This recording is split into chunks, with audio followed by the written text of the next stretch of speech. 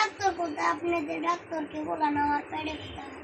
আপনার বসেন, আমি ডাক্তারকে দেখে আনতেছি। ডাক্তার, জি ও রোগীটার পেটে ব্যথা হচ্ছে, আপনি একটু দেখেন তো। আচ্ছা আসো দেখি। বাবু তোমার কি হয়েছে দেখি। শো বাবু, দাঁড়া দাঁড়া দাঁড়া, আমার এখন ভালো হয়ে যাবো। আমি একটু টেস্ট করে দেখি তোমার কি সমস্যা।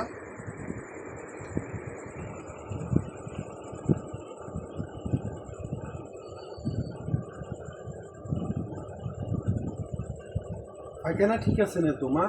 আছে কোনোরকম তালের ডোগা দিয়ে, কেলা গাছের ডোগা দিয়ে গিরা দিয়েছি।